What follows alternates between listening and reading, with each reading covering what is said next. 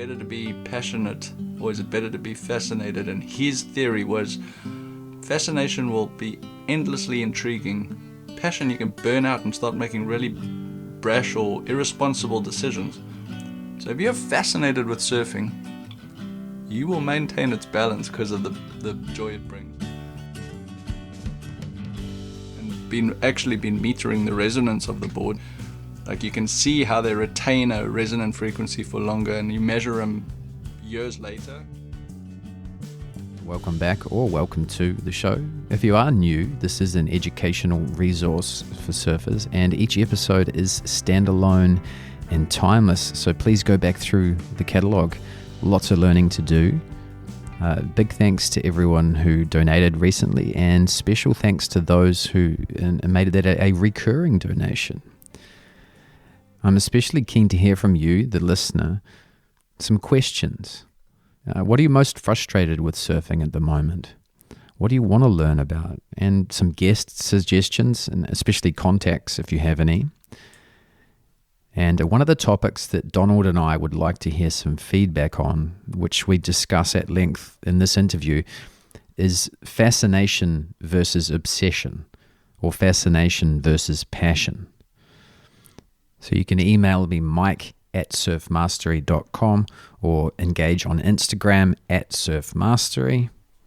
Okay, today's guest is Donald Brink. Donald is originally from South Africa, but is based in San Clemente in Southern California. Donald is a very keen surfer and very talented surfboard shaper. You can check out his designs and products at brinksurf.com. If you'd like to hear a little bit more from Donald, including a longer bio and a backstory of his, you can go back to episode number 42 of this podcast, which was recorded back in May 2019. But in today's episode, we talk about life a little bit. We discuss our relationship to the ocean. We talk about surfboard volume versus support, the resonant frequency of surfboard. We compare a lot of comparisons of music to surfing, the evolution of surf coaching, and much, much more. So without further ado, I give you my conversation with Donald Brink. How are you, mate? I'm doing all right. How are you doing? Oh yeah, I'm doing great, man. But man, it's been so long since we've chatted, and I know your world has changed, and then you've just had one thing after the next, and then we keep not being able to get together, and it's just life stuff. But yeah, I've been thinking about you. Yeah, life has thrown some many curveballs since last time I saw you. Yeah, indeed. Well, last time I saw you, I was living in Point Dume, Malibu. I had a nanny and a cleaner and a business, and and now I'm a sole parent and living in the middle of nowhere in New Zealand. I didn't know if you were in Oz or New Zealand. That's why I was like, oh, you might be in New Zealand if it's 45 degrees. And I literally got a moon boot on because I had I broke my ankle. Life's been challenging, man. But that's the way it goes, isn't it? I mean, I think so. But the reason I'm asking because I'm so fascinated. But your spirits seem high right now, and that's really encouraging to me. And so I know life isn't easy, and nobody's is, and there's seasons in and out. But I can hear you've got a buoyant spirit, which is really encouraging. Yeah, no, I'm looking forward to the future, man. Awesome. Yeah, no, I'm definitely feeling optimistic and positive, and it's been a hell of a journey. Because if I think back to what I just described, I was living in Point Dume, Malibu. Successful business.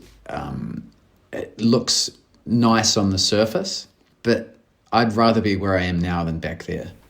Wow. Because the personal romantic relationship I was in was just that bad. Mm. Okay. And I was only at the time I was only partially aware of that, of how bad it was. Mm. But then, a year or so after we spoke, that relationship, she moved out. She just moved out of our house, and because I had signed off as a New Zealander being in America, you have to sign off. One person becomes the main visa holder and the rest of the family gets a secondary visa. So therefore everything's in her name and she has all of the control. And so she really ran with that control. And sort of, there wasn't much I could do really. And if I was to file for divorce at the time, then I would lose my visa and I would have to go back to New Zealand. So I had to legally maintain the status quo in order to, be in the physical presence of my children. So essentially she was just using that control over me. And whilst I was still, living in Malibu and surfing every day, and, it was getting put through the ringer by that romantic relationship. So I always, if I ever think back, gosh, it'd be nice to just be, surfing Little Doom, and I think back, hold on, it's not all that surface level material stuff is not worth what was happening within the relationship. And I'm so glad that I'm not with her anymore, as harsh as that might sound. That's something that keeps me positive, because it was such hell. And now whilst I don't have anything, technically, we lost everything. Was all material. And now what I do have is the ability to control and to shape my own life. It's hard to start from scratch, especially when you have 3 young dependent children.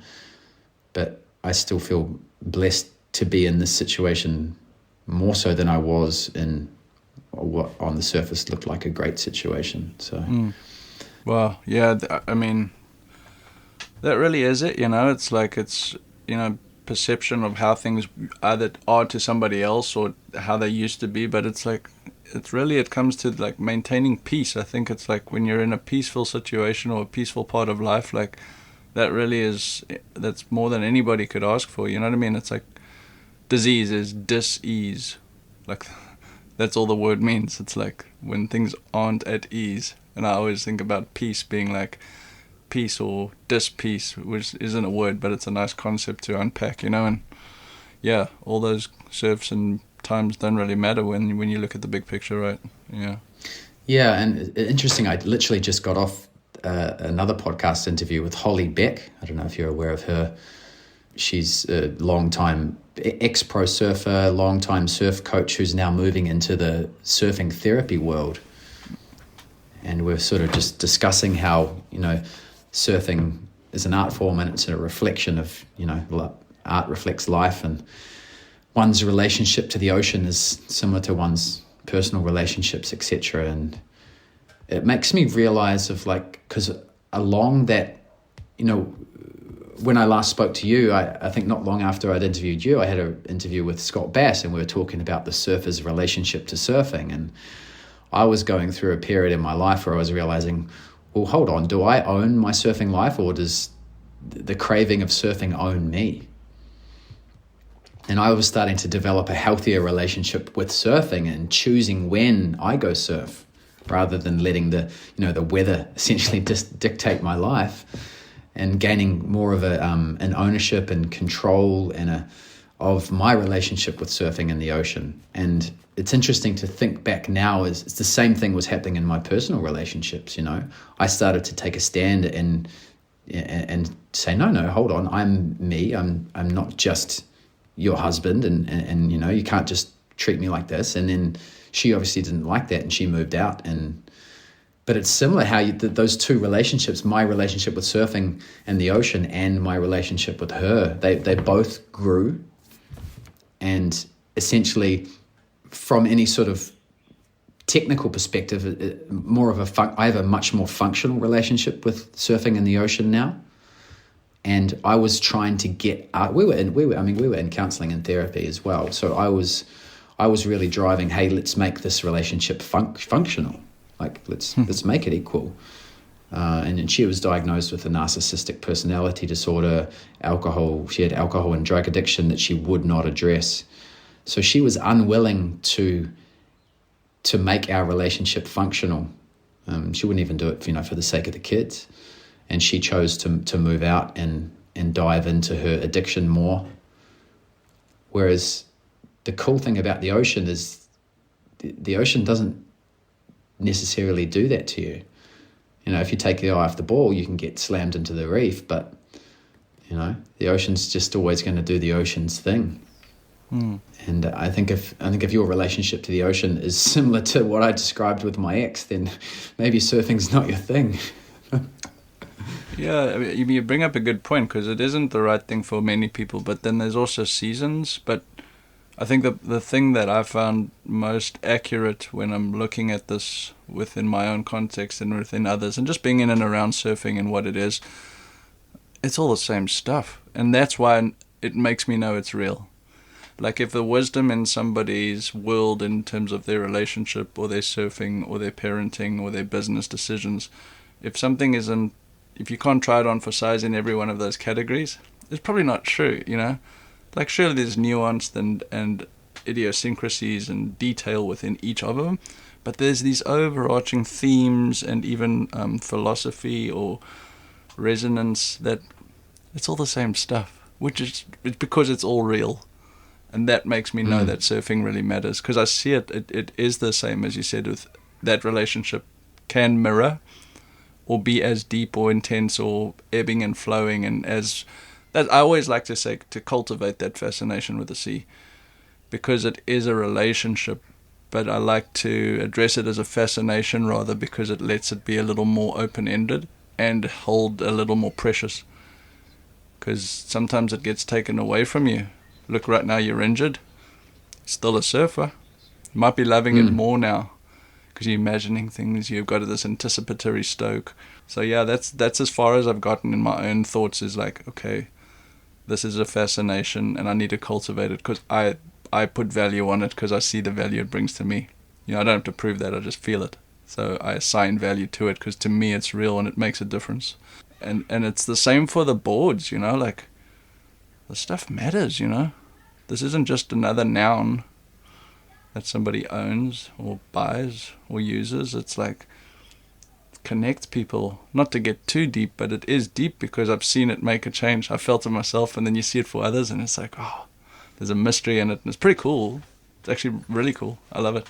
Surfing is deep, yeah. It really is, and it does matter. I'm glad you said that. And I'm definitely excited about, you know, recovering from this injury and getting back into surfing, because I know as I'm growing as a person, I know that it's going to make me be able to focus on surfing better and develop my relationship with the ocean. So I am excited to get back in the water once I'm ready to, but at the same time, I'm not feeling anxious about missing it either.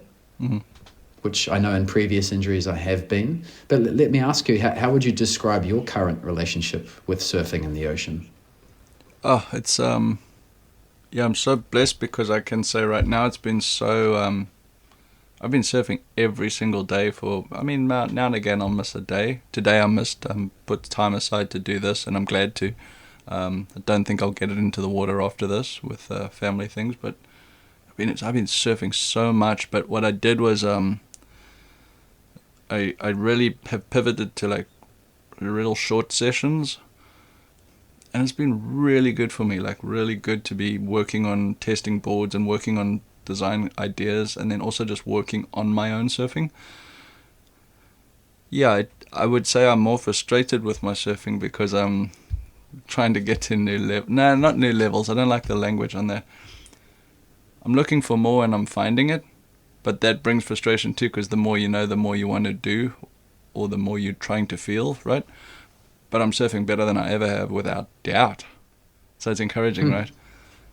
And one of the things I was thinking about with what we were going to talk about, because I didn't know what we were going to talk about, so I was thinking about things that I would like to talk about. And of course we go wherever we go, but like I think that unless you're trying to do something with or for your surfing, if you're not working towards a goal, look, it's still going to be fun.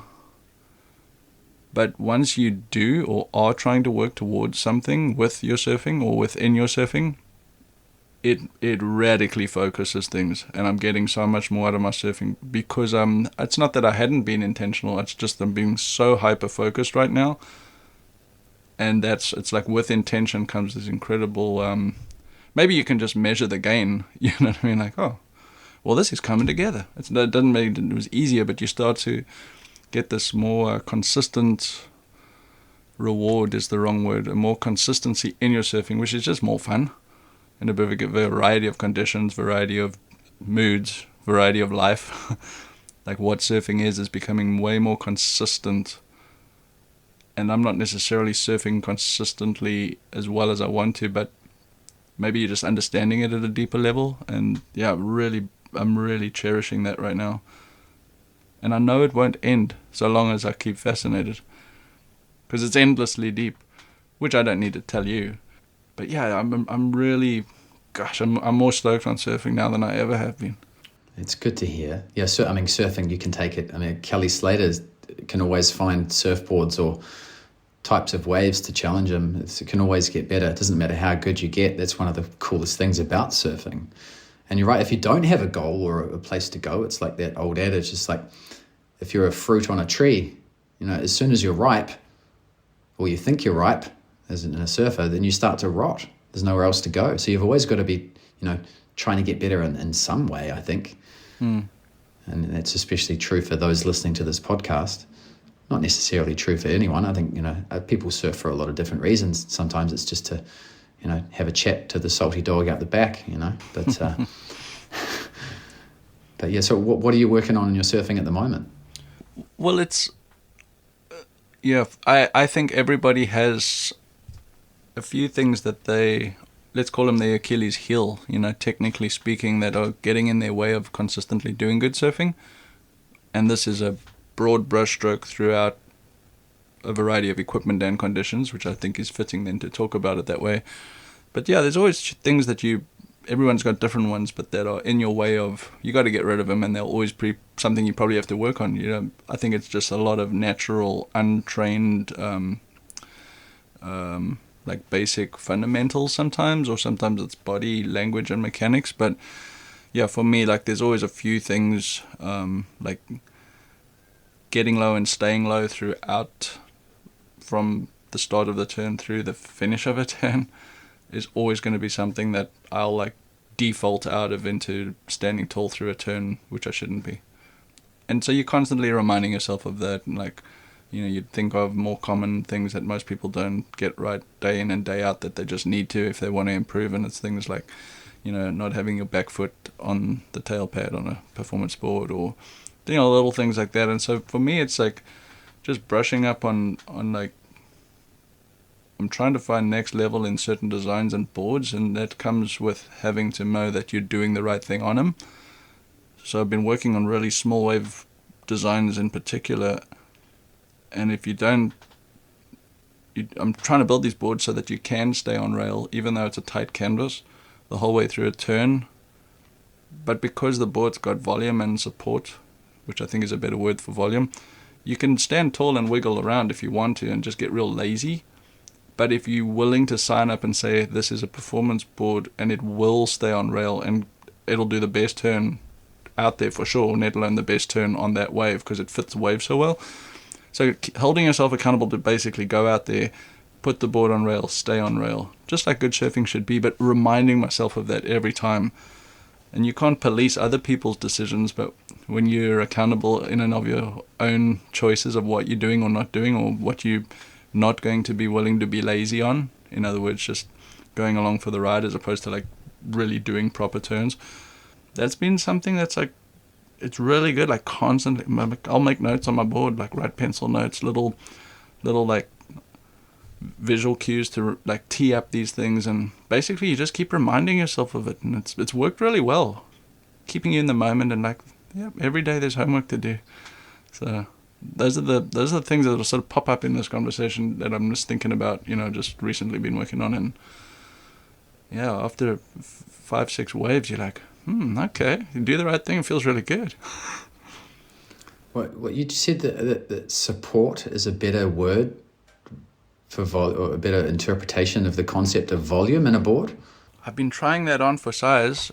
I've spent countless hours with people discussing boards, and there is no vernacular or glossary of terms, which I like. I like that we're clawing for words and the way people describe boards or sensations, and actually mostly frustrations, really helps one design and like get between the lines of what they need, what they want, what they need.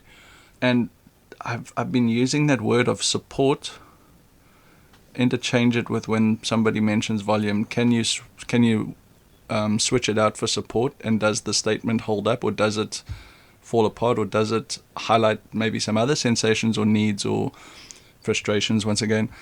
And it works really well. So it's an awkward word, but I think it's try it on for size next time you're thinking about. I like it. I get it, but it also makes me think that maybe there is a relationship between the volume of a surfboard and the flexibility. When you say flexibility, you meaning variety of conditions or the actual twist and flex property pattern? Yeah, the twist and flex property pattern of the board, because I've got a 9.6 boat of a surfboard that I can't even get my arm around. It's got so much volume, but it's a soft top and it flexes like crazy, and I can surf the shit out of it simply, I think, because it's so flexy and bendy. Does a wide tail, or is the tail pulled in? It's got a little bit of a pulled in tail, yeah. But I just know if it was a stiff fiberglass board, it would just be a complete pig. Yeah, just a tracker.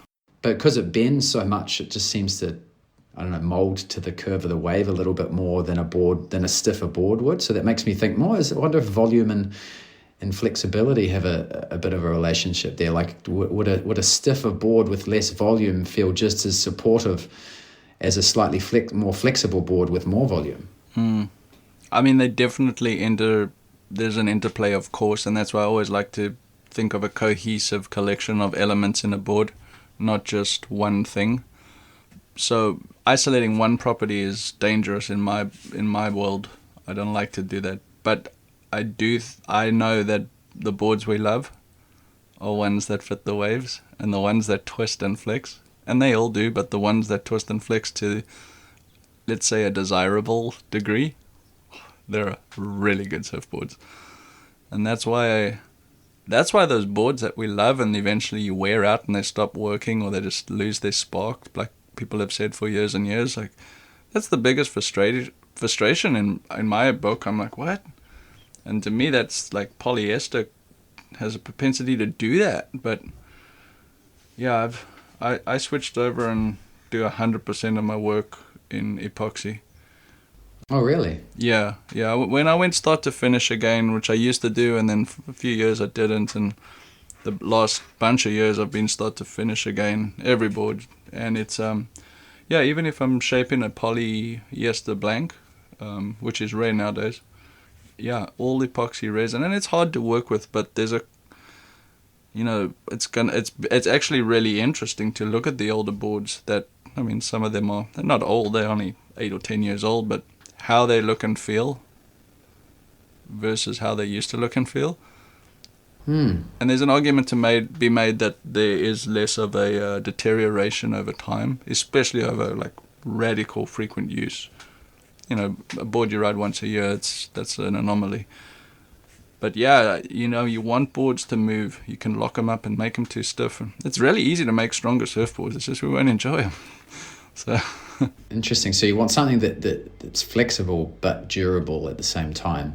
And epoxy has those properties more so than poly? Oh, these are brave statements. No, I think what I'm realizing or have heard, and I'm trying on for size daily as I meter and measure things, is that epoxies seem to not break themselves down as fast in terms of like the tiny stresses and those kinds of things. And I'm using different materials when I'm using the actual fiberglass cloths, but that's been less of an issue, I've found, and been metering the resonance of the boards, and that's a whole topic for another world. But like you can see how they retain a resonant frequency for longer, and you measure them years later. Yeah, really. Hold on. How do you measure the resonance of a board? Guitar tuner. Yeah. Really? Yeah, I mean, it's not rocket science. It's just like, when you pick up a board and you give it a little tap and it's got a ping, ping, ping. And yeah. So I started to catalog that stuff because I was frustrated about like, wait, which one's magic? And then how do we keep the magic, right? Like, that's the quest. So set on a path to and mixing up which materials, which layups, how the weave's going, and then baking, curing, and like there's just all these little elements. And I was like, okay, let's get on the same page with. You got to, if you don't have any data to analyze, you're just guessing. And that was where my confidence came in those statements of like, I'm noticing that, because I'd heard that these epoxy boards, I think Morris Cole's probably on record for saying that's why that board of, is it the Tom Curran turn, is still in such good condition. I mean, it's been in a really well archived collector's suite for years now, but apparently that board was glassed with epoxy, and there's comments from years gone by on the apparent durability of that choice of material, the resin in particular. And yeah, it's interesting, but yeah, the short story is just trying to build stuff that works and lasts, and if it changes can only start feeling better rather than deteriorating, and something you love starts to fade away, like one's health. It's just so depressing, but it's true. So yeah. So is there any commonalities of the pitches of the surfboards you've like? Yeah, I mean, I'd venture to say that one day I think we'd be able to forecast a resonant frequency of a board before you build it. And I try now, but it's just because of like similar length, shape, thickness, those kinds of things. I'm like, with this layup, this will probably be around about 190 hertz or 205. Like you just start to get a familiarity with certain boards. But yeah, I do think there's an ability to be able to forecast that. And at best, my dream would be to infuse the right frequency into a board. And I've tried some stuff. It hasn't worked yet, but I don't have all the tools, let alone, you'd have to build them, really. But, yeah, it's not rocket science. You walk through a guitar shop and you play 6 guitars and you like one. And you go to the next shop and you play another 6 and you didn't like it, and you go back and buy the one that you liked in the first time, right? It's the same thing, except for it's a little bit more of there's a bit of a mystery, because what's doing what, and that's why I'm saying it's the cohesion. But there's something going on, and I like that. Interesting. So you walk into a surf shop and start banging the surfboards? Yeah, well, you can come into my shop and do that. Feel free to do it in my shop. It freaks people out. No, think of your own path, though, when you've picked up a board and you're like, something about this. And, like, who's to say there isn't? And what's to say you didn't know where it came from, but you felt something? So, yeah, just following those feelings and then trying to get a little more scientific about them, because of my own fascination and trying to build something better. But I like that about surfing. Totally. I mean, it's already inherent within our language. I was so in tune. I was so in tune with the waves. I was so in tune with my board. Maybe the board itself was, maybe you're literally in tune with the resonance of your board, and maybe that swell period was more in tune with the resonance of your board in that session too.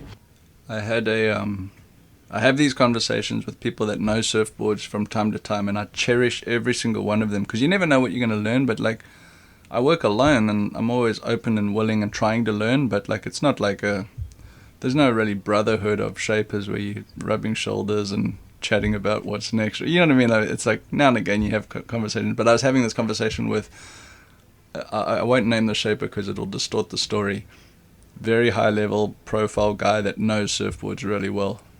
We all know him, we love him, and his work's been outstanding. But he was explaining my board to somebody else who had questions, and I just let him fly, because it was really fun to see how's he going to defend or answer or belittle this. And I was fine with it either way. But it was really interesting hearing somebody else's description of what EPS with S-glass and epoxy doesn't do, and then how it feels. And it was really interesting. But I think, that world or mismanagement of descriptors, meaning which resin, which blank, which fiberglass, which cloth, epoxy and EPS need to go together. Polyester can be laminated with epoxy, so it gets a little muddied, right? But his description of how epoxies feel in the water was really helpful to hear, and it made me understand what I'm trying to do and balance the boards. This was a long way of saying I do think a board can be too lively and too sparky and too skittish maybe. But if it's got that in it, and it's tamed down enough so that you can control it, that's when you start to go, I was just so in tune. Like your timing was on. So it's like, yeah, you could build stronger boards. You could also build more lively boards. Is that really what we want, though? And you start to look at the boards that people love and, put careers on the line with. Like, of course, they're talented, but there's certain things like it wasn't too strong, it wasn't too stiff, it wasn't too supportive, it wasn't, and my point is that, you don't want to, just liveliness isn't the end all. It's a balance of liveliness. So, it's a balance of all those things, isn't it?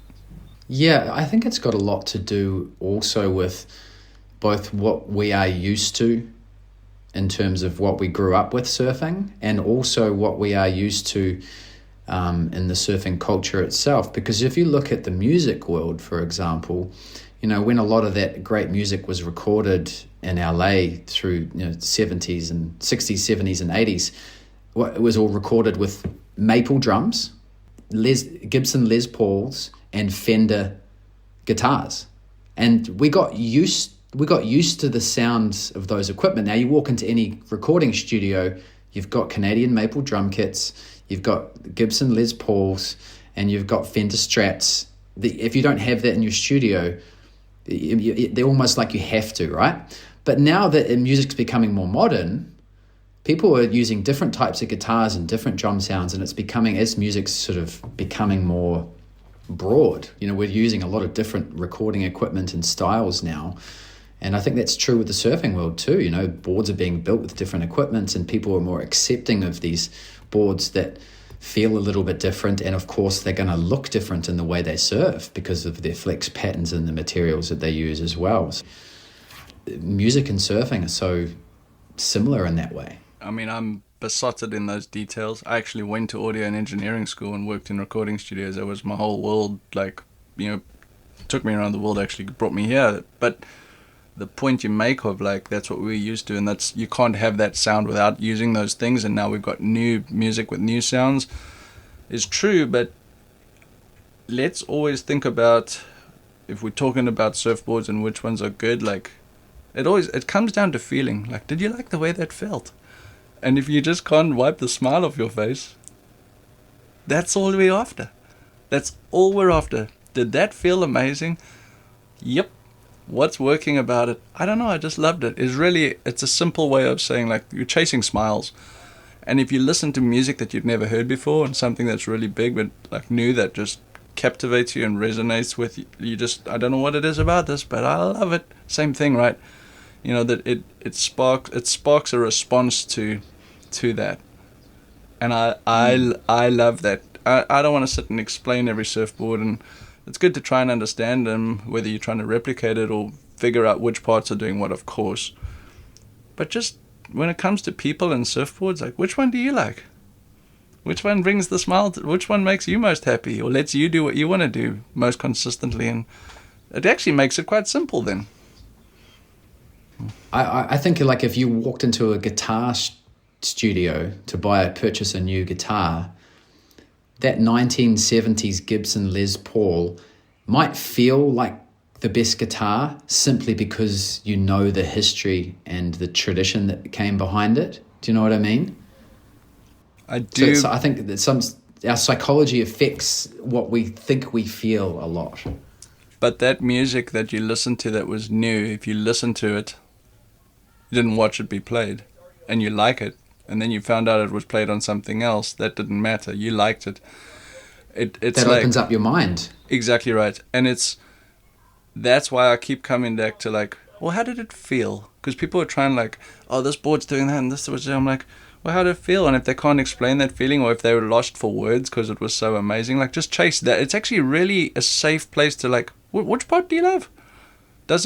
I don't know, I just love this. Great.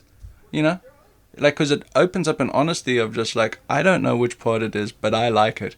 A lot of people can't even say which music they like or which board they like, let alone why. So we're trying to be music critics or board critics, which there's a place for that, but just what stopped you in your tracks? When you wake up and you got to go surfing, what were you going to grab, or what would you like to grab again, or whatever it is, but yeah, I like that. I like that there's things that make you smile and then you get to build them. That's the goal. Which one made you smile? I think the pros. Well, let's take an example like Jack Freestone and Josh Kerr. The fact that they've been jumping on these more sort of alternative shapes from some of the album surfboards, and just tearing the bag out of waves on these boards that we thought were down the line average surfboards for average surfers. I think that's opened people's minds, the rest of the surfing world, up to, actually maybe I could ride a fish when next time the waves are pumping. And I think it's those guys that are allowing us, like the same thing, you might see your favorite musician all of a sudden uses a different type of guitar and you don't realize it until you look into it, but you liked the song. You can't, if you've already liked the song, or if you already liked the surfing you saw, and then you realize, he wasn't on a traditional shortboard from blah blah blah, and then I think it's a good thing. It's a good thing to see that in surfing. It's funny, yeah. Well, this is fun. So, I've actually been coaching this year, and I say that with great reverence and respect for coaches, because I'm not a coach. So I don't like to assign myself the title, but the way the things worked out, like this one guy he was pleased because we did a couple loose informal sessions and found some really good ground. I was able to help him, and I'd built him a few boards. No, I'd built him one board. Anyway, did a couple sessions, and he saw immediate results, and I like to know that I'm fascinated with how surfboards work, but how you need to make surfboards work is the most important thing. Like, technique's always going to be the most important thing. And then you can have fun on anything. My point is, working on what matters to somebody and how to identify what they need to know next has been infinitely rewarding. Frustrating too, but I bring it up because I've always said that the ex-pros are going to be the ones who dictate what the future of what we want to ride and how we ride it is going to be, because they come with an incredible ability and natural talent. But now you've switched out their need to earn via winning to now maybe just a need to reinvent themselves and have fun, or a loss of identity, or now I'm getting paid because I'm the cool guy with the video. So these people have talent, and now they can take that raw talent and put it onto, alternative designs that are becoming just normal now. I'm saying this, and what made me think about this story was been coaching a little bit. The last assignment I gave I'm only working with one person for this year, and the last assignment I gave was what? I would like to see you identify 3 video clips of somebody surfing that you would like to surf like.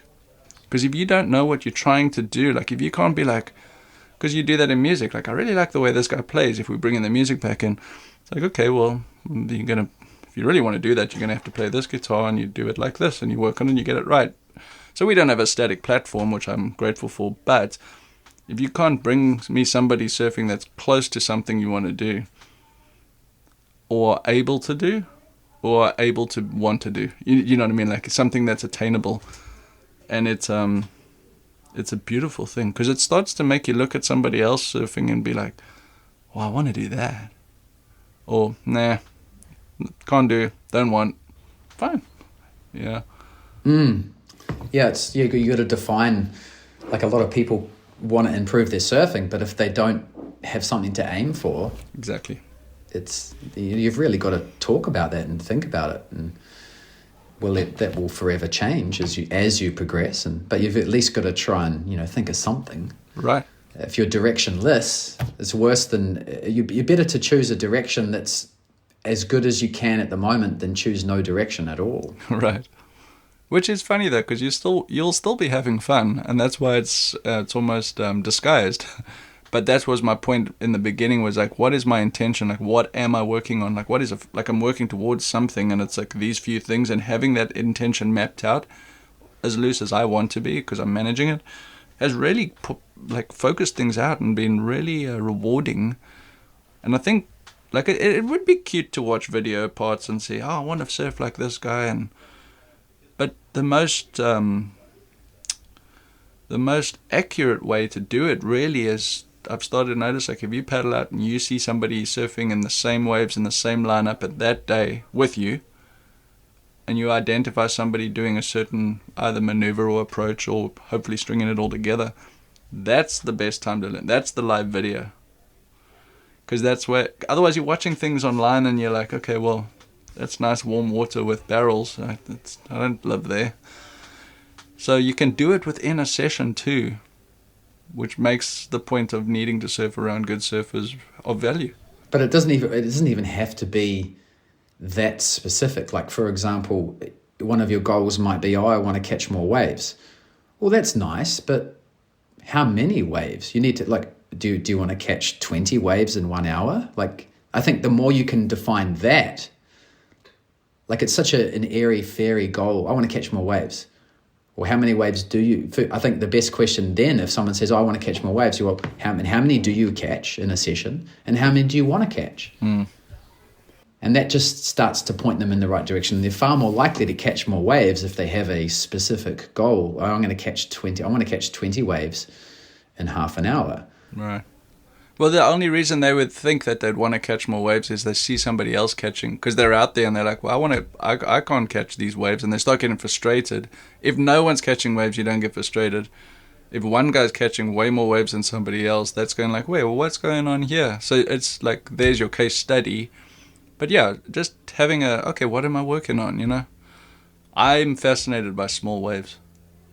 I think there's so much ground to be gained in how to surf, and it's not that you become a small wave expert. I think it's a real big takeaway that you can put into all conditions.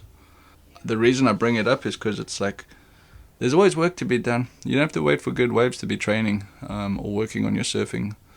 And I like that about it, because you can look at waves that nobody else wants to ride. I surfed all by myself yesterday morning. All by myself. Had a wonderful time.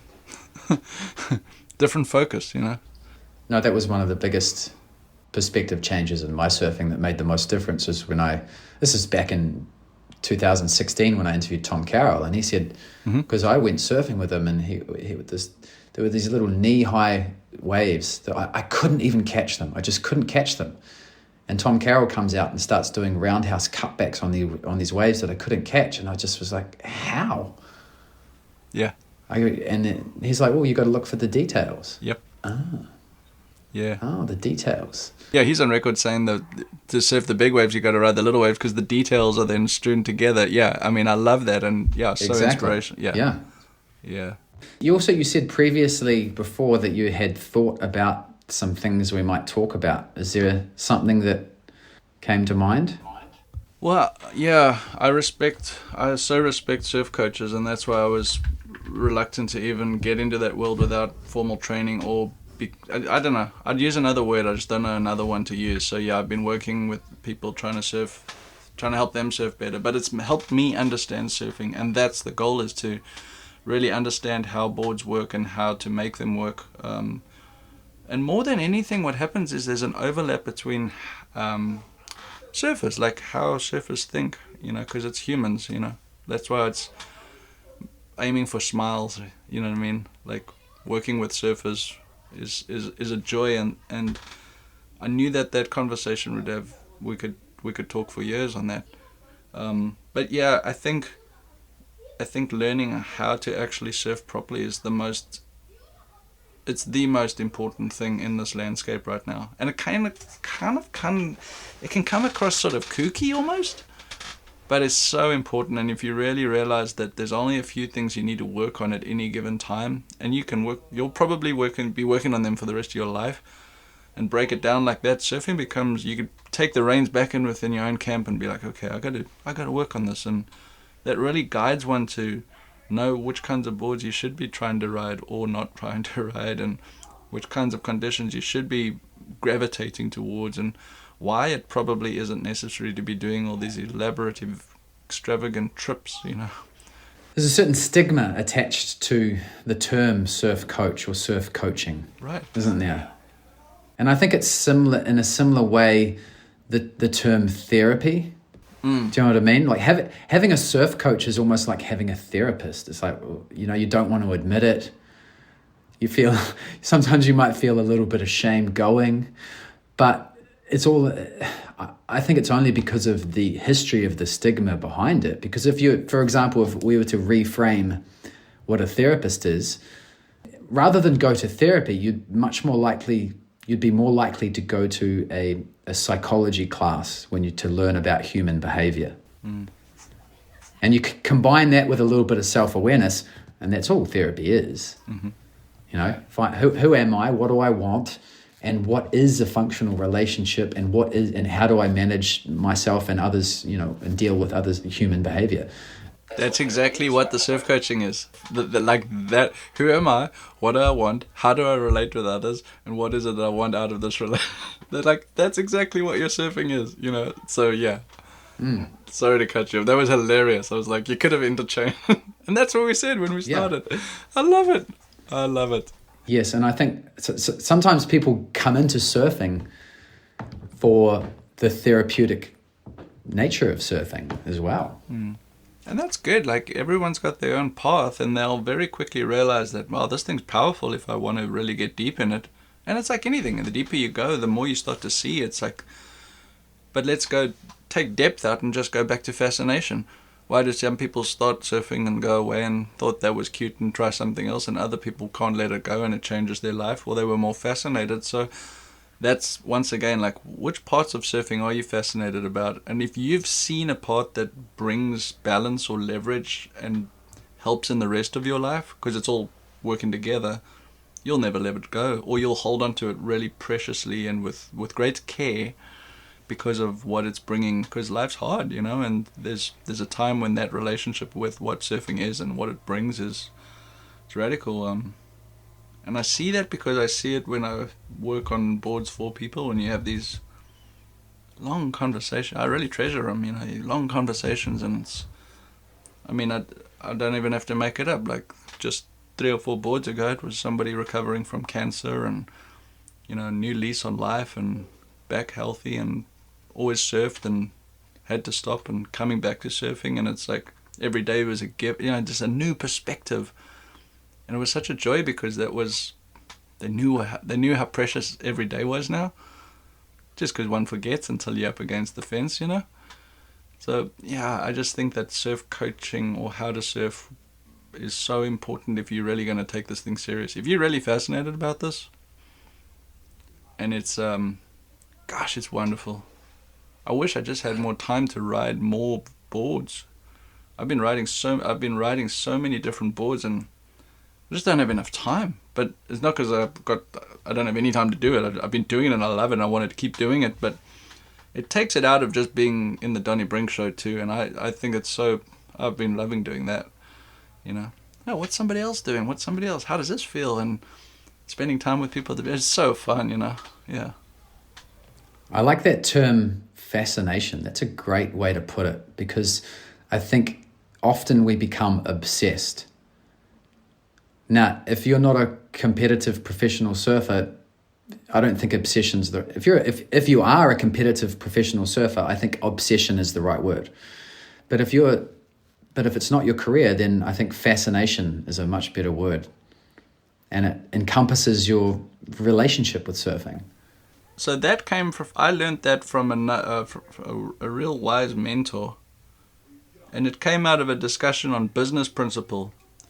And he said to me, I don't hire people or work with people that are passionate. I want to work with people who are fascinated. And I thought about it. I'm still thinking about it. So don't quote me, because this is what we're wrestling with, these concepts. We're not telling you what to do. We're just asking these questions. So the question is it better to be passionate, or is it better to be fascinated? And his theory was, fascination will be endlessly intriguing. Passion, you can burn out and start making really brash or irresponsible decisions. So if you're fascinated with surfing, you will maintain its balance because of the joy it brings. You surf too much, you're irresponsible. You surf too little and you get out of whack, and then you come home grumpy, irresponsible. So that's why the best word I've found yet is fascination. And then hearing his point on that was like, ooh, that's powerful. Because he's looking at it on a hiring strategy, you know. Yeah, you don't want to be obsessed. That's out of balance.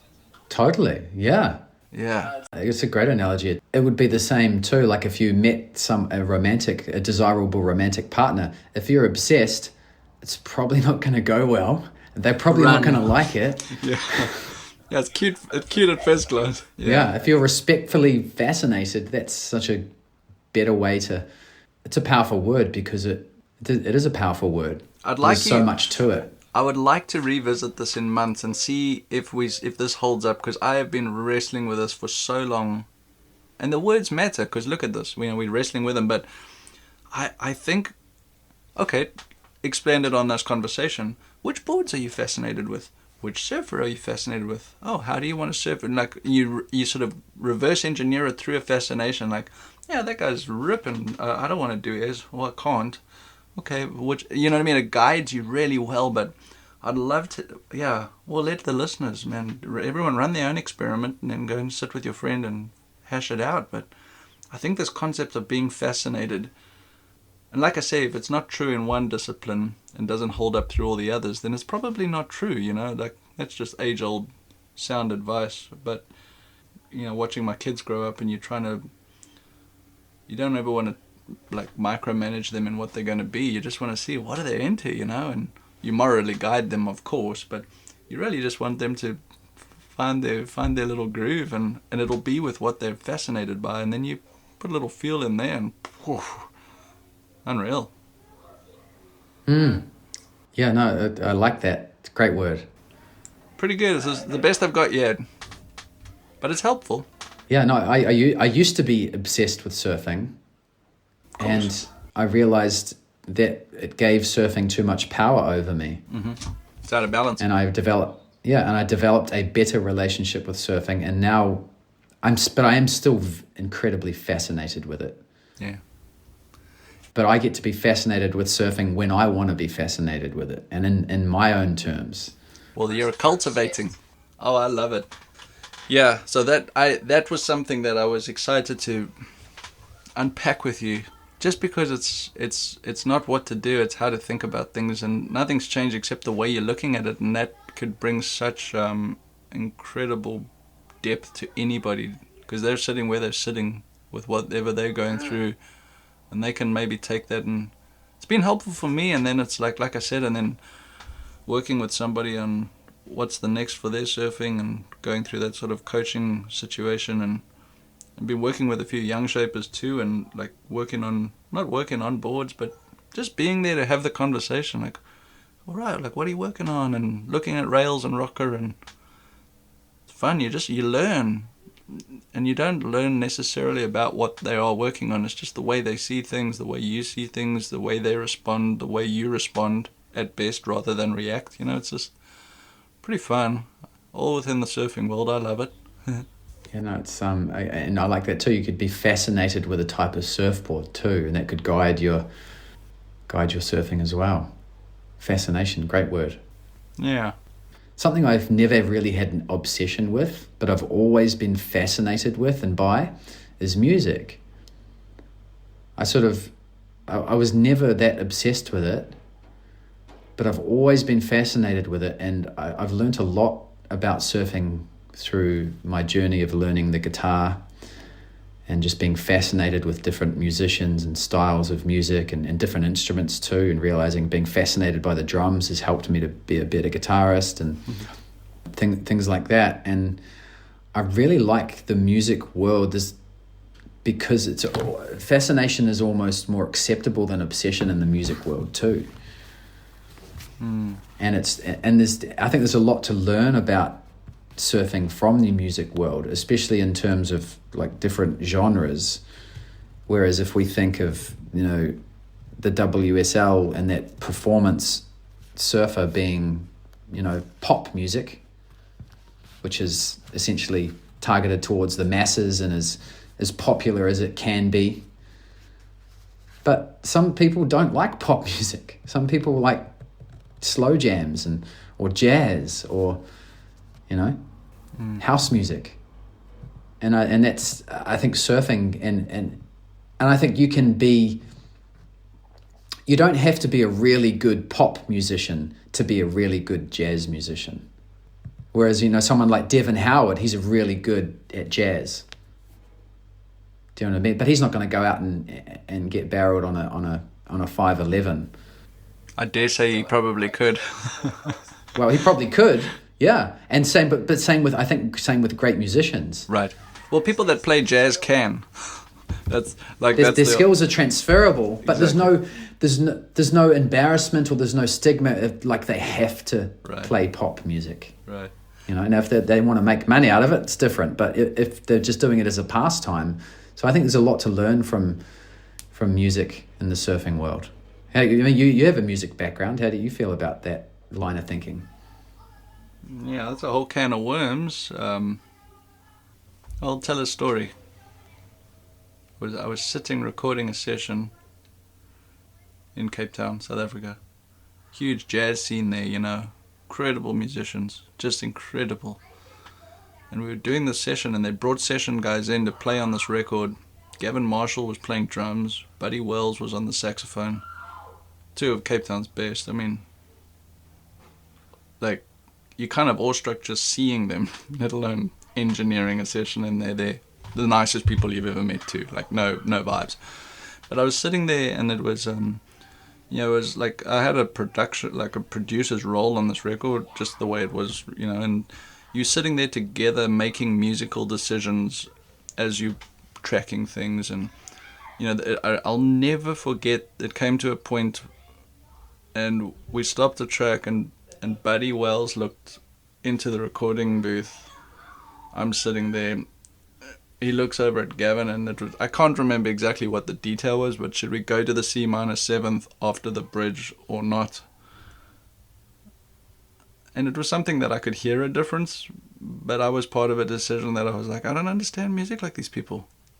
They were the best, I was sparring with the wrong, but I was out of my depth, and it felt terrible. It felt so uncomfortable.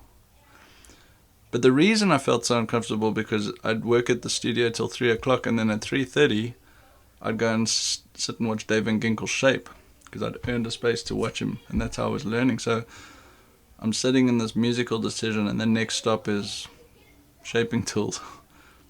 And as much as I was out of my depth then too, I just felt like I could understand this endlessly better, because it just seemed more baked in. And I'd made some radical life choices to be that involved and dedicated to music. I mean, gosh, I'd gone to school, and this was my job. But I remember that moment and going, man, I think I could be pretty well trained, but I'm not very talented on this. And not to say that I was more talented on the tools, but it just felt like there was a little more, you could keep polishing that, and it'd be a little less upstream. And so I kind of walked away from music for years, many years. Radically. Almost like to a fault, looking back to a fault. I never used to listen to music. Music would be on, but I wouldn't go and choose a record to put on. I wouldn't go out of my way to listen to things while I was working. It would usually be podcasts or like things I was trying to learn, audiobooks, things I was trying to learn from, and then the music came back, and it came back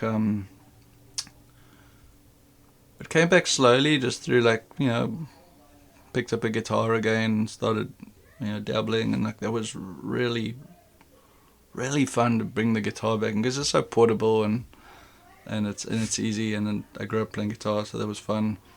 But it was just because I was enjoying it. It wasn't because I was either getting paid to play or had to be showing up to play or be somewhere, which was always part of what life was. But I was always a drummer, and so last year, the short story is I got drums again.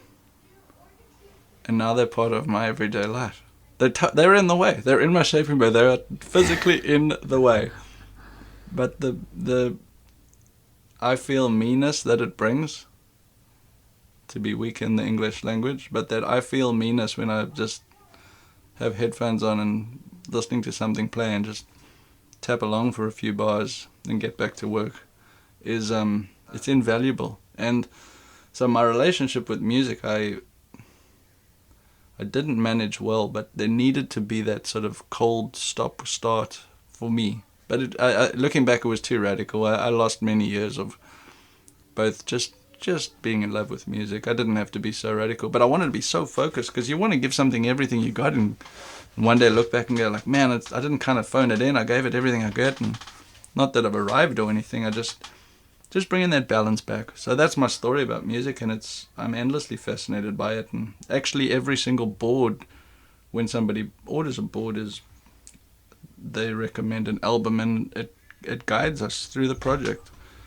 And it sounds cheesy, but it came from trying to decide on colors, and colors are frequencies that enter one's eyes, and music's a frequency that enters one's ears, and it just helps put you on the same page. And the rail and rocker and those design changes aren't affected. I'm going to make those the way I'm going to make them, but with the aesthetics and the overall feeling of the project. And so what happens is people send albums that some of the stuff I absolutely hate, but I give a time of day and I spend a week with an album while you're building the board, and I've learned to fall in love with things that I never would have listened to, because it became something that I had to, with respect to that project. And now there's an album, I will hear a song on the radio and it'll take me back 14 months and be, I wonder how that Twin Fin's going, or I wonder how that longboard is, and so that's my connection with what music was and what it is now. And man, I love it. That's very cool. It's very deep, very, very arty, and I like that, and it makes sense. All your time in music and playing music and recording it, what did it teach you about surfing? That's a fantastic question, and it's never been asked. But it got posed to me in the strangest of ways just a few weeks ago. And this is what it means. Somebody walked in to my shaping bay, and as I said, the drums, they're in the way. They're in the way, but it's great. And they said, wow, that's cool, you play drums. You must come in and just pound your frustration out. That's cool, man. And I looked at them. I did answer, but they just didn't get it. But straight away I was like, no, it's not about getting the anger out. It's about getting your timing in.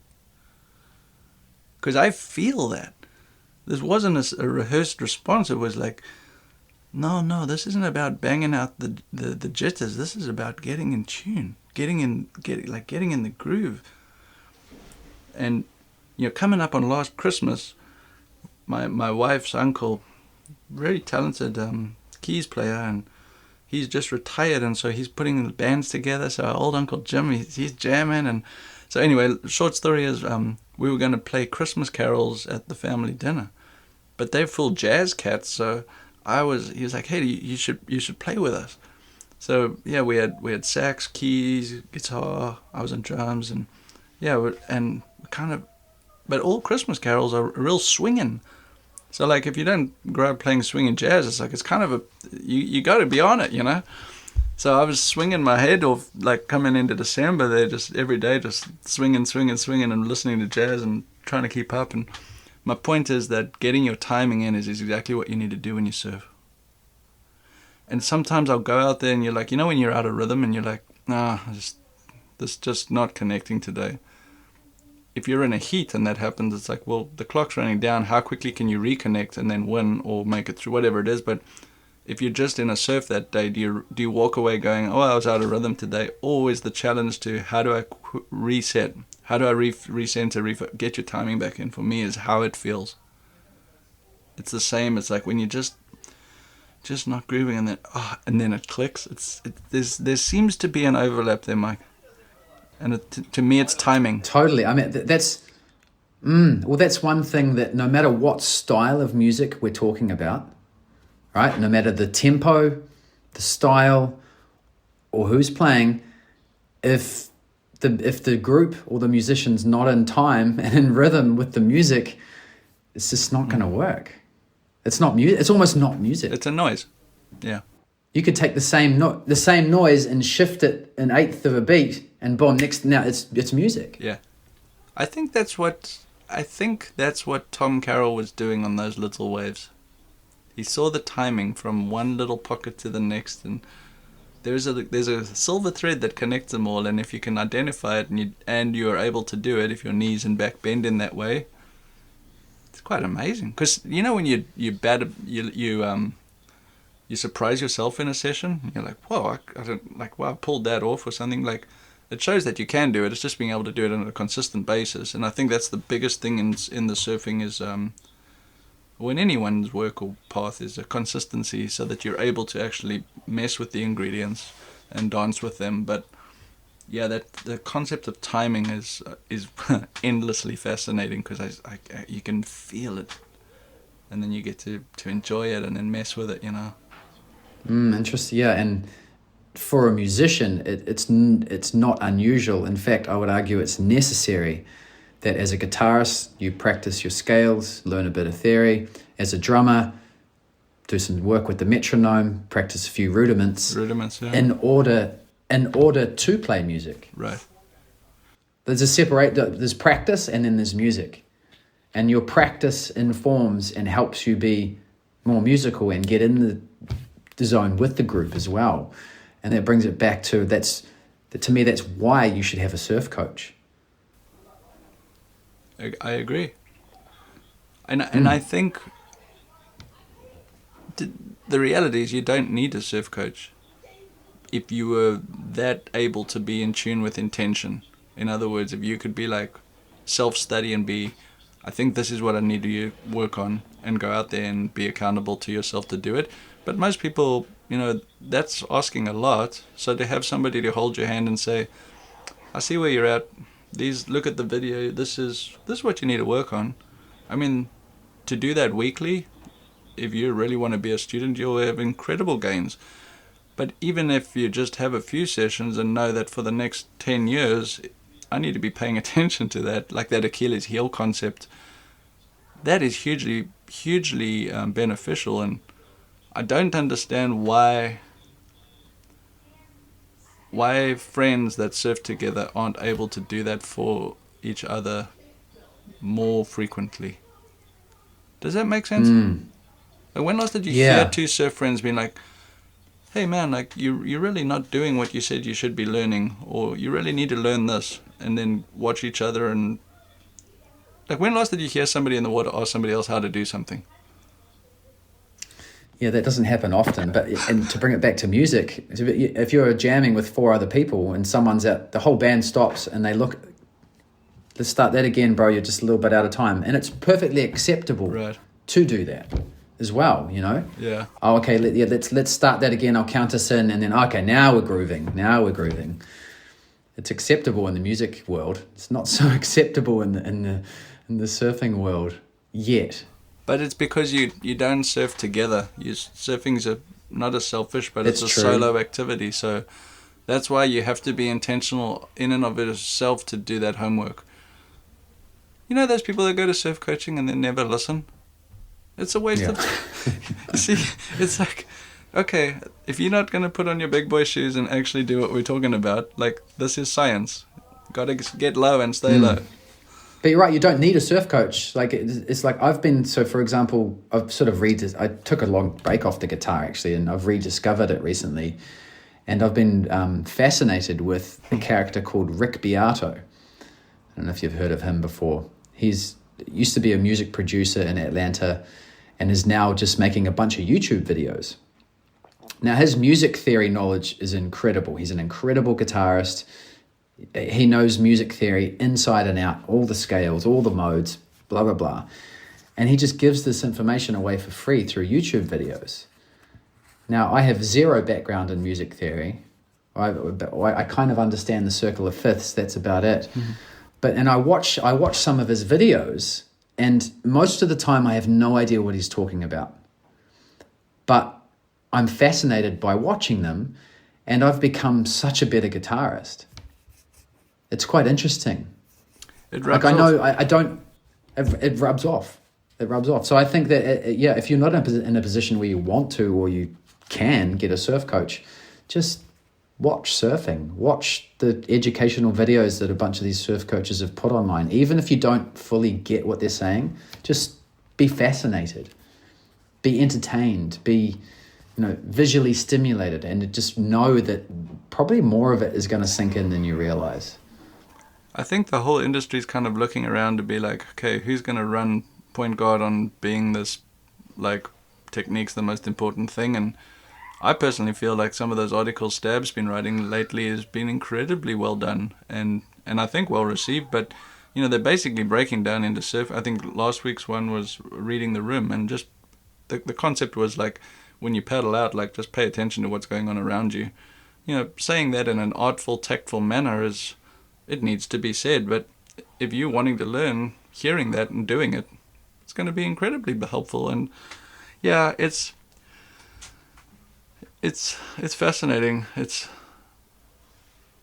You can do whatever you want with it, surfing, and that's what's wonderful, because there's so much to be done and so much joy to be had. And yeah, if you really want something out of the surfing thing, it's right there for the taking, which is so cool. And I wouldn't have always believed that as much as I have lately, and the confidence comes from knowing that you can do it in small waves. Because otherwise it's like it's a cool guys club and that's limited with access to where you live and how you get there. Nah, I think it's all the water. Yeah, that is a big thing. Actually, you're right, because a lot of the surfing videos you watch, it's all, including a lot of the educational stuff, it's all based around head high or bigger good waves, and it's just not what we surf all the time. And even if it's happening, that's where the crowd is, so sometimes you don't even want to go there anyway. Case in point. Yep. Yeah, the future is going to be like finding, the better you surf, the less waves you need to be able to have fun. But that's the thing, is your proficiency is if you can be consistent enough to go in there and interact, dance, have timing with the ocean. That feels good. I mean, yeah, of course it'd be nice to surf good sized waves, but those will come. There'll be a bigger swell one day. But in between, like, if you're in connection with the ocean, staying on rail on a turn, no matter how big the wave is, that's like, Danga Daskus to me is the best pioneer of being able to surf the same way from 1 to 10 feet. It like really kind of looks similar. Most of your favorite surfers you'll see, they'll do that. And to me it's fascinating because I've spent so much time with him in tiny waves at like blown out Sano or something, and basically just going to get wet. But we had other intentions, like working on certain things, sometimes a board, but usually just a stance or arm placement. And it sounds silly, but it's not, because you know how powerful it is. I got fascinated with, I bought an 11-foot glider. Yes. And just because I got so frustrated with the crowds in California, I was like, I just want to go surfing when it's knee high and there's no one out, or I'm going to sit right on the inside at first point and just catch all the waves no one else is catching. So I got this big board and just I've surfed nothing but that board. Ended up surfing it in all conditions. I learned how to surf it in big waves. It's so good for your surfing to get in touch with those boards. And that reminds me of a board that you shaped a 13-footer, right? Was it 13 foot or something? Yeah, I've done a bunch of big ones. Did a 1311 for Dane, and I did him a 14.3. 14.3, that's huge. Yeah, it was a good board. That was the Chindrail Kook box, wooden, hollow. Good board, that. Very good. Did you surf it too? Yeah, there's actually some footage of, like, we put a video out of making the board, and then actually surfed it with him first day, first session. That board demanded an attention to what was going on, obviously, because it was A-game stuff, and the waves were only chest high at best, like waist to chest. But the speed, you connected the dots. You were going so fast that you would come up on people, and we try to be out of a crowd, obviously, but you would come up on chopped sections, things, people, beaches, so quickly. It was a really unique experience. He loves that board. He rides it a lot where he's living now. But yeah, I just bought a couple blanks, and I'm working on some bigger boards coming up fairly soon. I have a 12.6 that's always on hand. That yeah, so many people have borrowed that board, and it's fun because it's not the kind of board you really want to buy, but it's fun to ride. But it opens up what surfing can feel like, and it's best because you're not having to want, or probably don't want to feel that every day, but you bring it. You always know you're going to go back to whatever you used to or like. And it just opens up a new perspective, that much waterline length. Yeah, I like that. Yeah, it taught me so much about surfing my shortboard, learning to ride that big 11-footer. Because it is, you've got to predict where you're going to be so much further into the future, and where the wave's going to, and because it's got no rocker, you have to paddle in at the right angle, otherwise you're gone. And it was such a great board, and I've even been barreled on that board. It's just, and it taught me so much about surfing. Well, they feel unique because if you're getting barreled, that means that there was 6.5 feet of board getting barreled. That's in a part of the wave that you wouldn't normally have a board stuffed in, and it's like kind of like nose riding too. Just that feeling of how forward you are of what the wave's doing to the rest of the board. Yeah, just feeling those things and learning them. It's not learning them, feeling them is a better way to say it, because it's endlessly fascinating. 14, what did you say? 14.3. 14.3 that board was, yeah. That's a lot of surfboard. Can you get blanks that big, or how did you? That board was wooden. Yeah, it was like the kook box, like the box construction, but then I glued up the bottom and shaped the bottom into a chined rail, so I had meat basically there, and then hollowed that out and put bulkheads in. But yeah, but the big ones I always glue up blanks myself, and you're joining. I wouldn't say it's wasteful, it's just the only way to get there is to use really large blanks and join them. I really think it's really important to frustrate yourself or try and ride really, really tiny boards, but only so that to make sure you're going back to your normal boards. But for the same exercise of like just feeling they fit into the waves in a different way, and you just walk away with a fascination for different parts of it. It's free, man. You can paddle out on a boogie board. I don't know. Just figure it out. Just run the exercises. Yeah, interesting. Because that last year I spent in Malibu, all I surfed was my 11-foot glider and my 5.3 fish. Mm-hmm. I went from those two extremes. And then there was a few times where the waves really turned on, and I jumped on the shortboard, and I was like, oh, wow. I can just read. My technique obviously hadn't really necessarily improved, I don't think, but the way that I read waves and my just confidence to be in different parts of the waves, because those two boards had contrasted the lines and the spaces you can occupy on a wave. I just felt so much more confident in where I was. Yeah, no, that makes sense. Yeah, it's almost like I wonder if it's kind of like if you learn to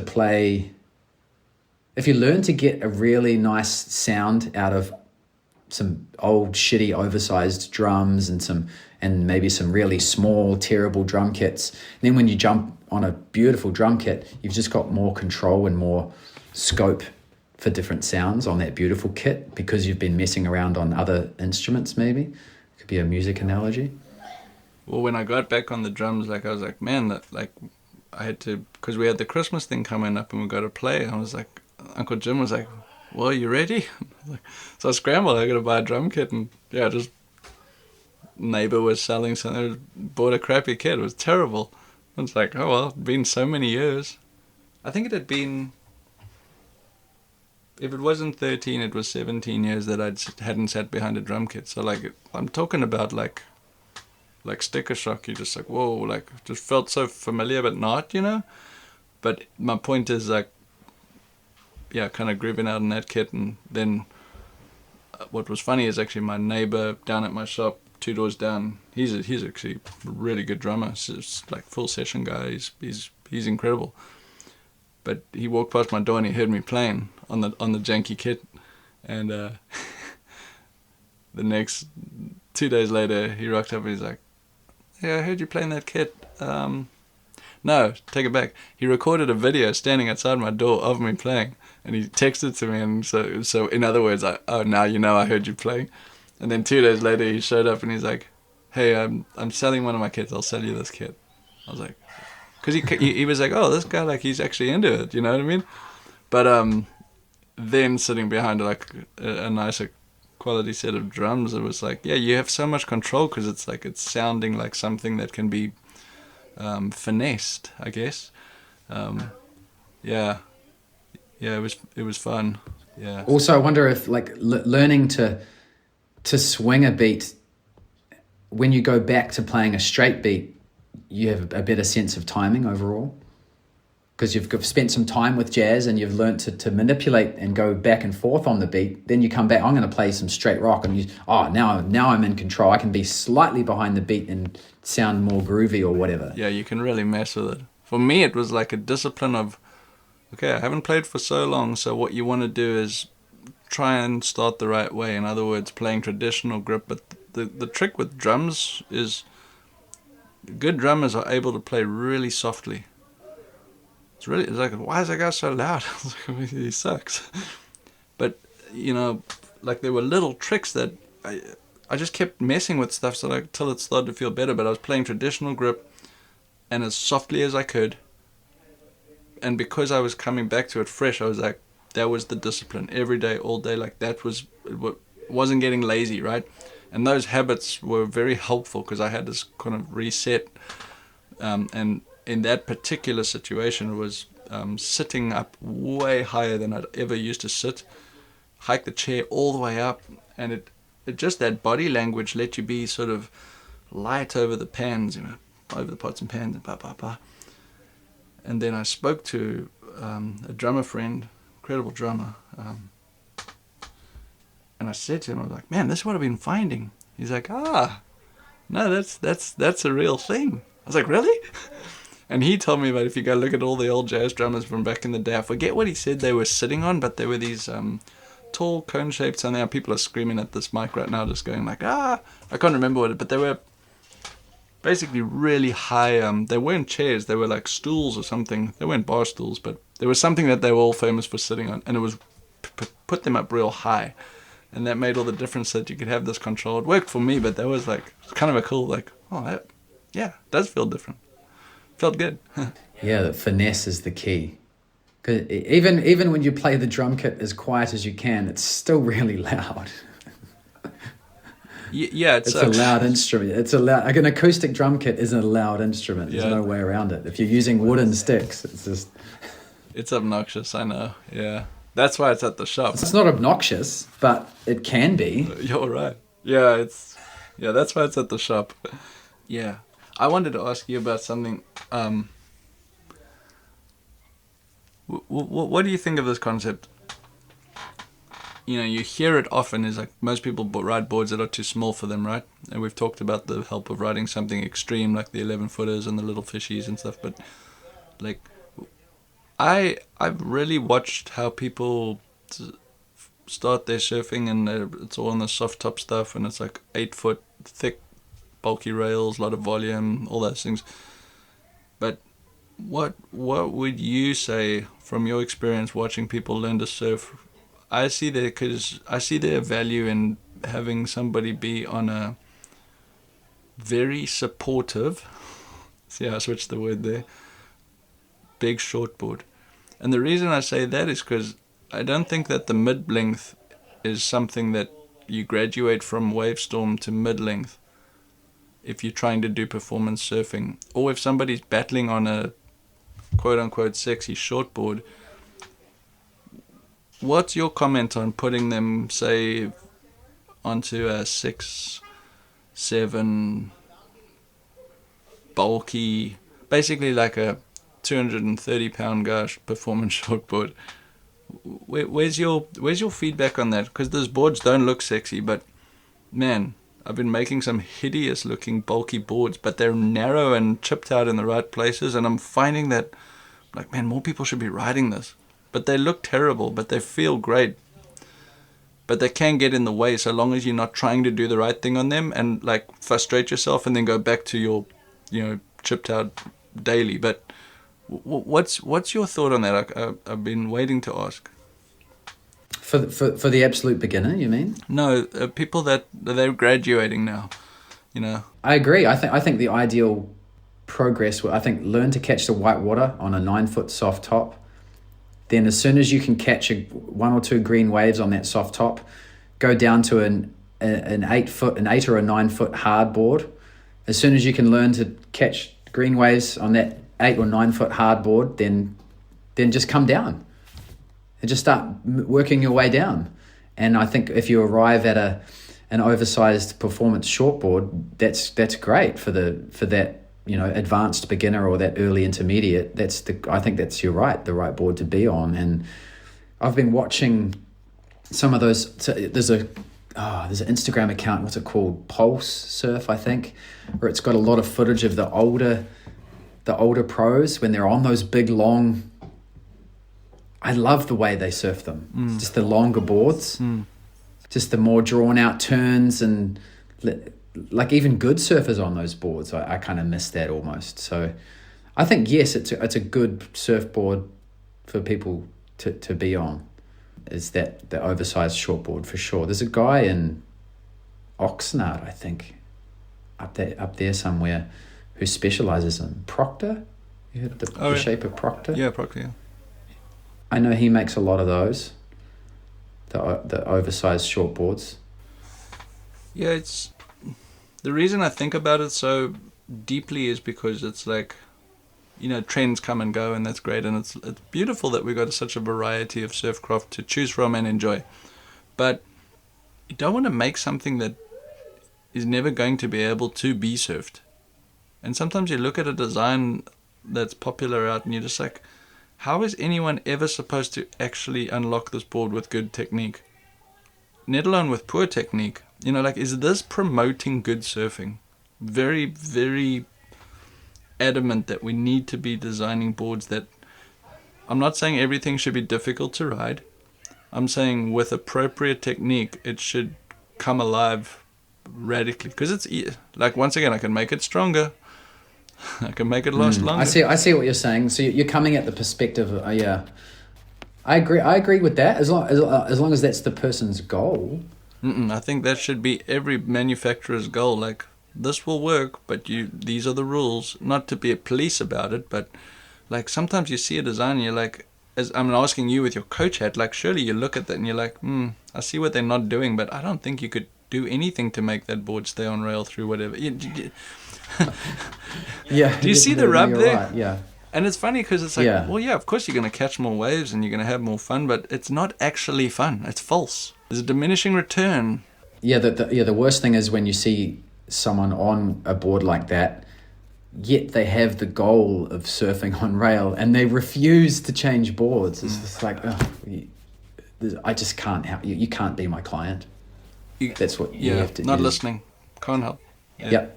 That's the science, and I like that there's hard rules because that's how waves work and this is how boards fit into them. But if that's not happening, it's a rub there. If you literally don't weigh enough or you don't have big enough feet to get that surfboard on rail, it feels nice to have all that support, but it's not in line with what you want to do, what you're telling me you want to achieve. But yeah, I think there has to be a point where if you do want to learn to surf on rail, then you're going to have to eventually jump on a board that in a way forces you to have to do that. Yeah, because there's a certain, you get to a point and there's a certain type of board that just won't, it's just going to plow water unless it's on rail. Right, yeah. There's the old bicycle analogy coming in. I like that. Yeah, it's, if you're trying to do the right thing and then you're frustrated because it won't let you, then you switch and it lets you. Don't switch again. You stay there because it's letting you do what you're supposed to be doing. And that's like, what's your intention? In other words, what are you supposed to be doing? And then are you doing it? Like, it's as simple as those two things, but it's awkward and it's fussy, even like right now to discuss, but it's so blatant and it's the low-hanging fruit for everyone to work on. It's really cool. I'm talking to myself, you know. That's the experiments I'm running. I'm just thinking out loud, but I'm wondering if you built a surfboard that it has a lot of support, the type of board where you can just surf flat on the wave and go straight. But then if you wanted to surf it on rail, so this board would have a very straight rocker, a lot of surface area. But if you wanted to surf it on rail, it has enough flex to start to get a little bit of rocker if you were to put it on rail. Interesting, yeah. Because to me, that's what a soft top, especially a well-used soft top, is. Like I can take my 9.6 out there and with a client and get them to catch the whitewater, and then when my surf lesson's finished, I can paddle out the back and just hook a mean bottom turn and snap it in the pocket. Simply because the board flexes so much. It's got nothing to do with the rest of the design elements of the board. It's a fat pig. But because it flexes so much, because it's an old soft top, I can just get really low, grab the rail. It might not be a pretty bottom turn, but it's an on-rail bottom turn that fires me up to the pocket. Right. There's your rocker. You got back into the curve, yeah. So I'm wondering if there's some play with that, with quite a thinly glassed board. Now that board might not last very long, but maybe it helps a surfer in a 6 month. Board might last only 6 months, because it would just fall apart reasonably quickly. I imagine a board that would flex that much that was fiberglass, but it might serve a very good purpose. I built one years ago that was there was zero resin or glass on it. I shaped it and then I painted it with this like a house sealant. And you'd paddle over a wave and it would like stay sucked to its wetted surface. It would flex in and over any undulation. It was a full noodle. But it was so delicate, and it was a reject blank, and it wasn't so much that I set out on a wasteful project. It was like, oh, this will be interesting, and it really was. But then I surfed it in some decent waves one day. Mark Jeremias was running up the beach. He's the guy that filmed One California Day and many other movies. But he was running up the beach, and he saw me take off on a wave, and the whole thing fell in half. And he was like, what were you riding? And then he saw the board, and he was so disappointed that he didn't get to see it doing what he could tell it had been doing, you know. But yeah, I felt what you're feeling to the extreme. That was fun. Even a poly board that you don't put not quite enough catalyst or hardener in it, you know, and the glass stays kind of soft. Gummy. Oh, interesting. I don't know. Just thoughts, thinking out loud. Because I think that's why, you know, even like you see what Jamie O'Brien does on a soft top. I mean, I just think that flex pattern of a soft top is so forgiving. Right. Yeah, well, you're riding the board. You're not riding the core with the hard shell. So the whole thing, it's a whole different recipe, you know. Yeah, interesting. I've been using those S-wings to like learn a board. I really feel like those fins are amazing, but the fact that you can change them because they're a fin system is what the beauty is. And I put them in board, paddled out, and it lets you feel the board in a certain way. Put other fins back in, and you learn to ride the board on a better line. It makes you surf a good line, but it's not like if you didn't have the fins in this board, the board wouldn't work kind of thing. It's not. I feel like it's such a good switch out. I mean, I love riding them, but I've found that putting them in certain boards helps me learn that board. That's been really... What's the fin called, sorry? Oh, those S-wings. S-wing. Yeah, the French company from Guétari. You've seen them. They're real raked back, radically raked back, skinny on the tip. That's what Tom Curran rides in those experimental boards, and you've seen them. Okay, really a flexible, quite a flexy fin. Very much so. But they do that. It's like... They're like cheat codes, not because they're cheating. It's like what they do is they highlight where the board's lighting up, and it's because you feel the fins hold into turns. It's almost like you're feeling the board flex, but you're not. You're feeling the fins bend. But that highlights what that board's line is really supposed to be. Been really fun little experiment. And then you put normal fins back in and see if you can ride the same line, and because it shows you that the board wants to be there. Yeah, that's been fun lately, trying that. I never thought of that. Yeah, okay, so the fins. Some really flexible fins. Oh, yeah. What's the board you're working on at the moment? What surfboard are you shaping at the moment? I mean, I'm always working on a few things, but right now I'm in the depth of a very, very tiny wave design. I actually designed it for Japan. Working on a project of sending over a batch of boards, like an exclusive collection, and it's really a combination of a bunch of boards over the years, some elements that resonated well from certain things, but it was the first time I put it all together. So it's nothing new except for one or two elements that I'd never done on a board before. But trying to pick out, like, well, this really worked and this stems off of that and we can't do without that, and sort of put it all together in this new package. I made the third one today. I've tested the other two and finding some very good results. The problem is, well, it's not a problem, but the results have been, the board feels like nothing I've ever ridden, which could sound wonderful, except for it's like when you get back on a normal board, it feels so slow and nothing coming back at you, like no feedback, which you could end the argument saying, well, then just don't ride anything else. But the point is to stay sharp and focused on the tiniest of waves so that you can transition back to normal boards. But I want the lines of your surfing to be the familiar part, not the sensation of how the board felt. How short are we talking? 5 3.5, and then 5 5.5, and then today's, those were both asymmetrical, very asymmetrical.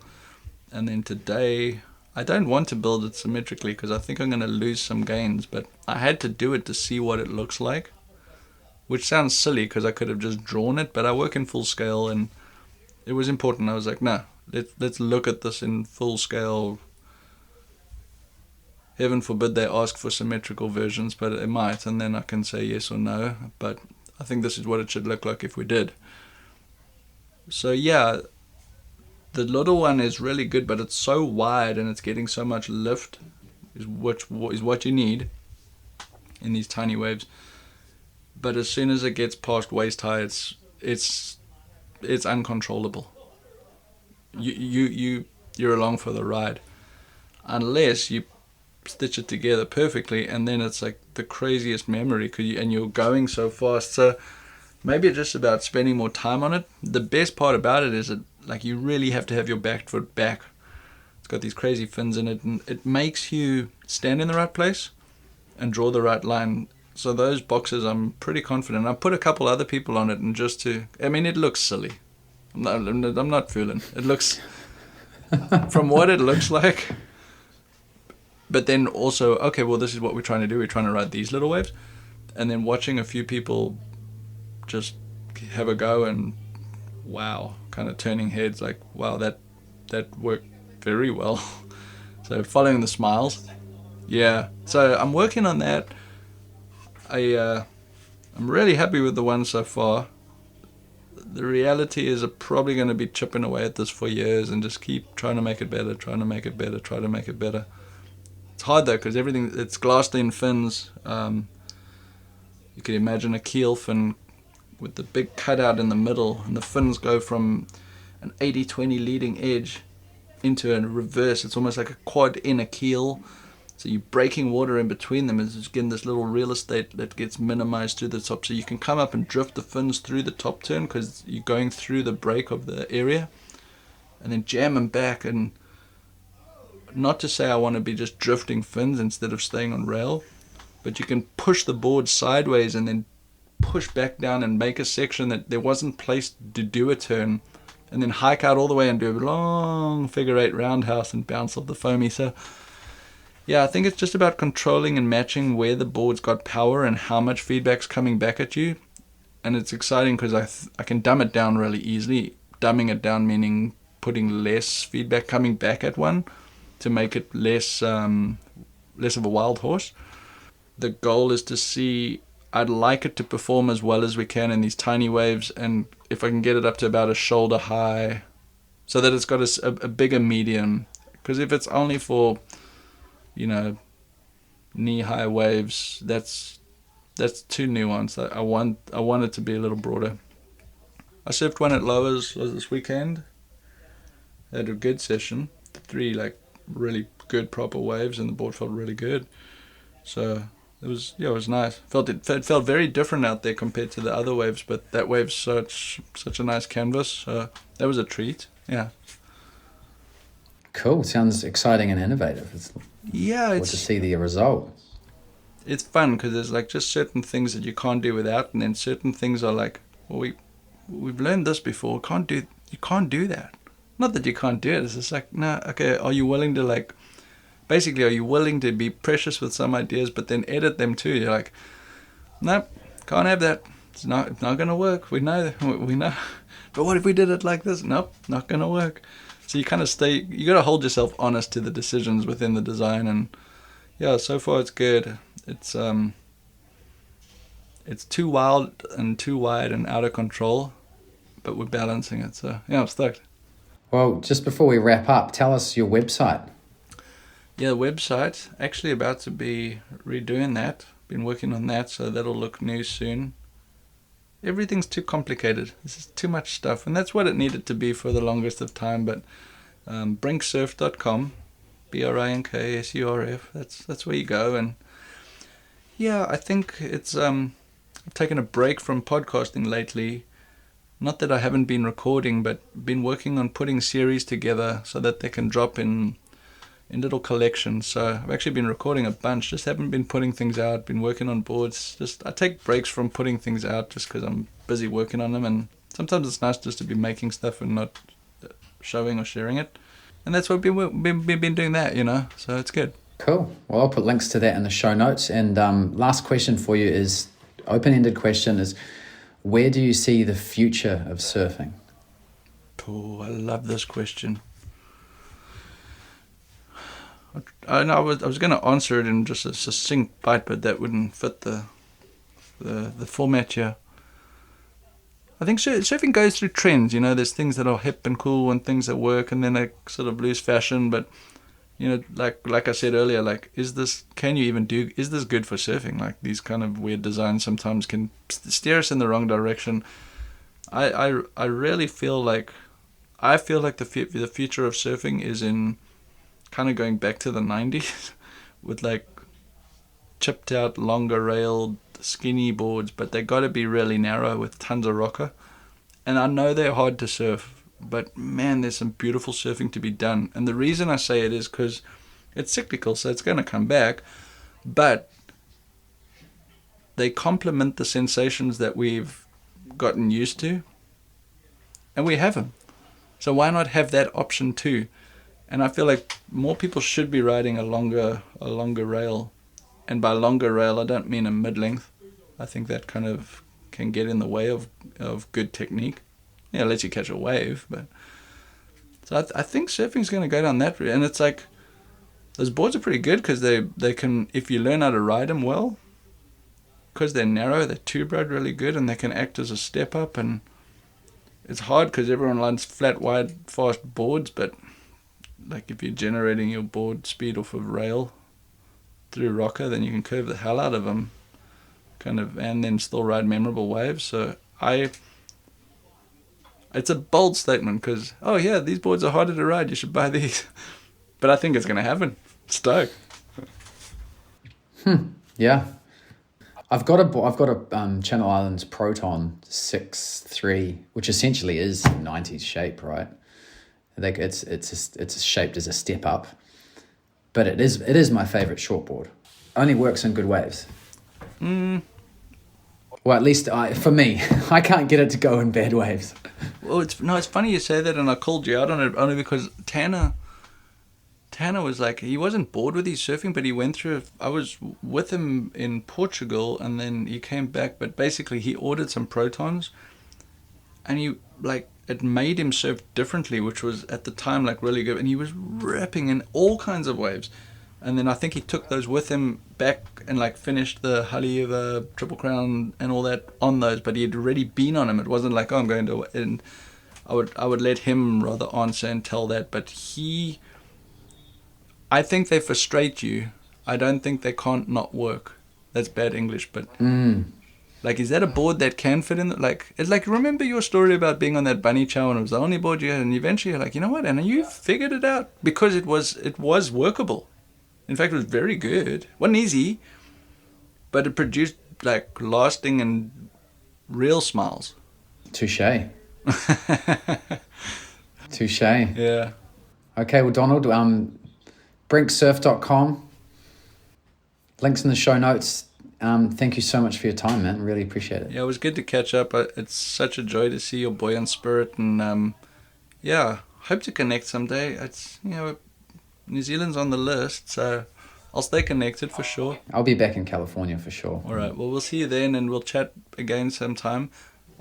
Try on that concept of fascination for size. I'd love to reconnect months down because it's the best I've gotten, but I think it's good to share it because it really helps you sit in your own little world looking at your own surfing path and your fascination with what's going on and wrestle with those questions yourself. That's what it's about. Otherwise, what's the point, Agreed. It's probably going to be the title of the podcast when I release it. Funny. I love it. All right. Fascination, definitely. See you, bud.